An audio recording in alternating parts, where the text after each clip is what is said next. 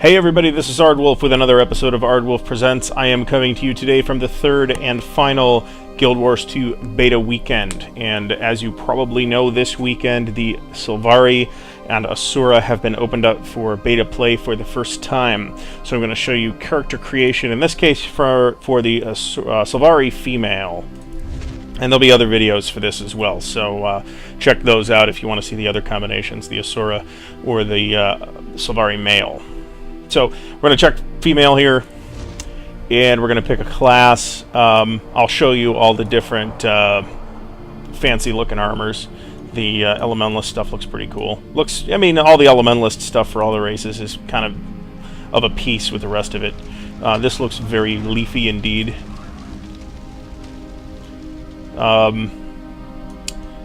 Again, the Guardian stuff looks fairly similar to the rest of the Guardian stuff. It's not quite the same, but they're all unique, but not identical.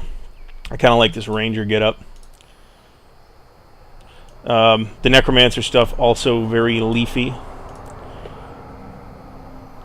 Here's the Thief. This is actually one of the Thief outfits that I actually like quite a bit. And again, once you get to like high or max level, this is what the outfits look like. So we'll go with the Mesmer for no particular reason. It doesn't really matter for the purposes of our demonstration here. So once again, we can hide the armor, and as you can see, she's wearing leaf underwear.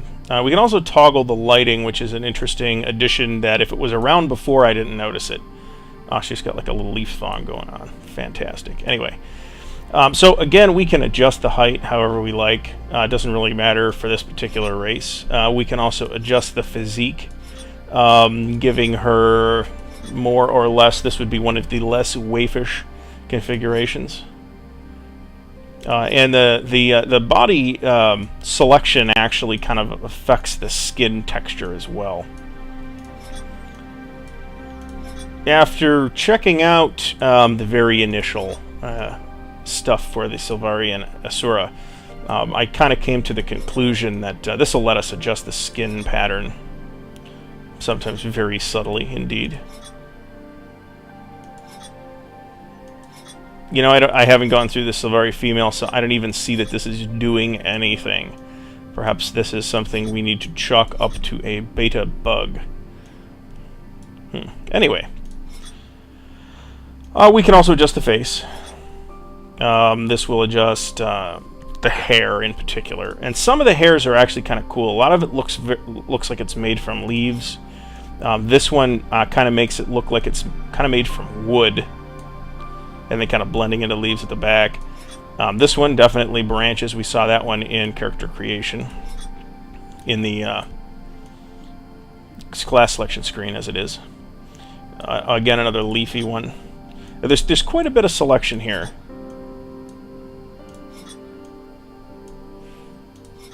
And I can't say, that's very spiky. I can't say I'm absolutely crazy about many of these.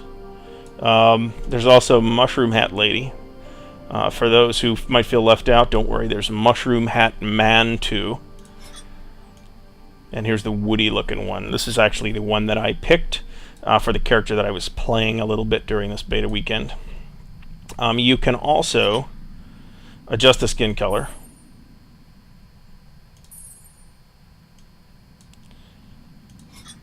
And select a different face. So, and as before, there's a pretty good selection here. The female faces tend to look a little bit more human than the male faces do, I think.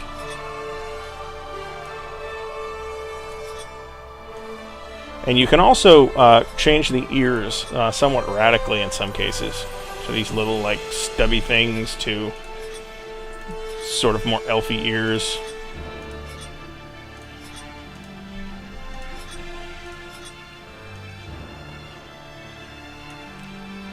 And as before, we can go to the Sylvari don't really have eyebrows, but I guess there's like an eyebrow ridge. You can play with the angle, so you can make her look sort of upset or sort of pissed off, but not extremely either way. The brow size is probably something we're only going to be able to see over here. Yeah. And these would be the eyes. That's actually kind of neat. To make her look a little less human. You can adjust the openness as well, this is something that I liked. Not so much for the female, but you can give them a kind of a Clint Eastwood-esque squint, which I liked. And you can sort of adjust the eye tilt here too, and the scale, so you can give them pretty small eyes or pretty big eyes. So between that and the iris size, you can make them look pretty weird. The nose is something else you can play with, and is almost impossible to see from the side. And I may have picked a bad face configuration for that particular slider.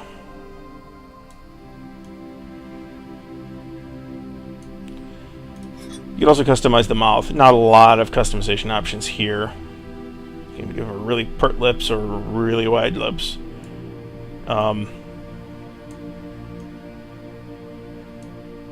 Those are a little creepy. And you can also customize the ears, so you can make them longer or shorter, emphasize the tips or de-emphasize. This one just seems to tilt the ear up and down. And you can customize in this case, it's kind of generic face features with the cheeks. You can give her a square face versus a triangular face, the jaw width. This is something that's, I think, a little more important for the male characters. If you want to look exceptionally burly. Head width, head size. This is actually kind of a weird effect right here. And then we're back to the armor dice. So she will be dressed again with that sort of weird-looking Mesmer mask. And you can, again, adjust these colors as you wish.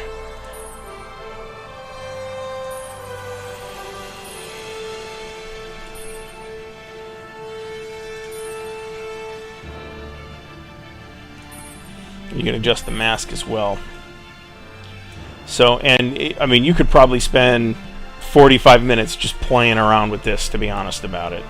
If we go to the, let's see, the lower body color, adjust that thing and the little ruff, and I mean, you could spend a lot of time fooling around with this. So, well, let's assume that that's good looking. It's not really, but that's okay. And we'll go through the different other Mesmer options that are available. Mesmer's mask creates an image. I choose to look out from behind a harlequin smile, a phantasm of sorrow, or a fanged dread. Let's see. That would be the phantasm of sorrow. That would be the harlequin's mask. Fanged dread sounds good. Trouble may follow me, but I use my charm, dignity, or ferocity to overcome it. Charm seems appropriate for a Mesmer. These three options are pretty much the same for all characters, as far as I've seen so far, and I've played at least this far through, I think, all the configurations. I dreamed of a quest that calls me to action. It was a vision of the White Stag, the Green Knight, or the Shield of the Moon. We go with White Stag because she's a Mesmer. I believe that the most important of Ventari's teachings is act with wisdom, but act. All things have a right to grow. Where life goes, so too should you. So we'll go with that, I guess. And the Pale Tree awakened me during the cycle of dawn, the cycle of noon, the cycle of dusk, or the cycle of night. And all these, again, have some impact on your personal story. Major impact, maybe, maybe not. Certainly they have a pretty major impact on the human personal story. If you choose to be a noble or a peasant or what have you, that makes kind of a big difference.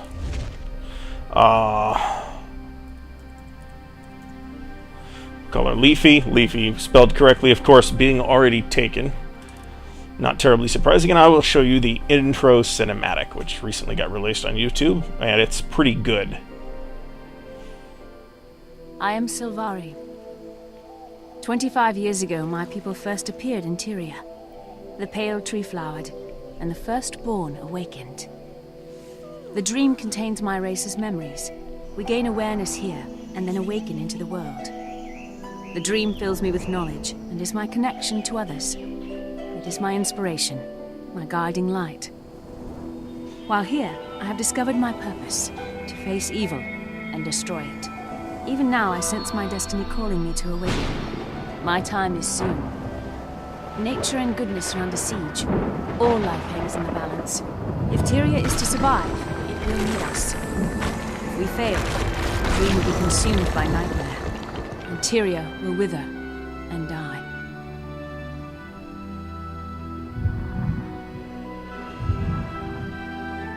I dream of voyages.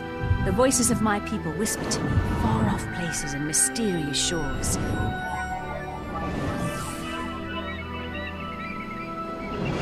A white stag races before me, brave and wild. It offers me the gift of freedom.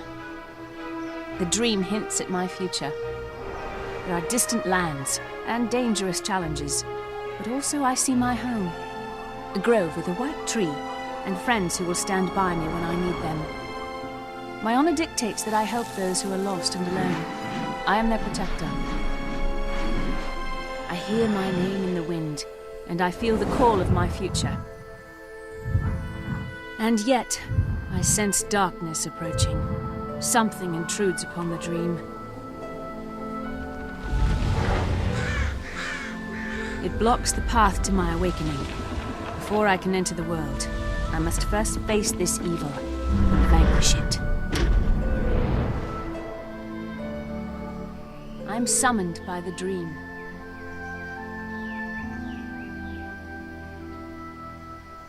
This is my story.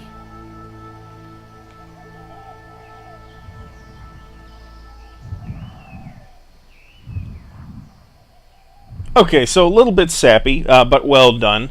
And I'll show you I'm not going to play through it, but I'll show you the very first little bit of the Sylvari intro as I wrap this up with some concluding thoughts. There was, I think, with some justification, a little bit of fear that the Sylvari and Asura stuff was going to be really unfinished looking because we didn't have it available in the open beta until like this weekend. I am inclined at this point, and I haven't played through all of it by any means, but I'm inclined to dismiss that worry. In fact, it seems to me that the Sylvari intro is actually really pretty cool, and I like it a lot. And I'm considering, after all, playing a Sylvari now, even though I had more or less made up my mind that I was going to play a human when the game went live. So, by all means, if you are undecided on a race, and maybe even if you're not, check this race out, play through the first little bit of it. It's pretty neat. I like it quite a bit. And the Asura stuff is not quite as cool as this, but it's still not bad. What the hell is that? Is that like some invisible thing? That's weird. I didn't see that the first time through. Anyway, let me wrap this up. There will be more videos from this beta weekend experience with other character creation. Not a lot of gameplay, but I might get as far as this, showing you the introduction and the first little look at the starting zone. By the way, you're actually still in the dream. You're not in Tyria at all here, which is technically the same as it is for the rest of the racial configurations as well, but in this it's kind of more explicit, and it's kind of a neat way to do it. Anyway, in the notes below you will find a link to my website at ardwulflair.wordpress.com and the ability to find my profiles on Twitter, Google+, and Facebook, so add me to your social circles there. There will be more Guild Wars 2 videos coming this week, and moving forward there will be more videos from other games coming as well. And we have an EverQuest 2 show that I will try to remember to put in the notes below as well. So check those out. I thank you for watching, and everyone enjoy yourselves in Guild Wars 2 Beta Weekend 3.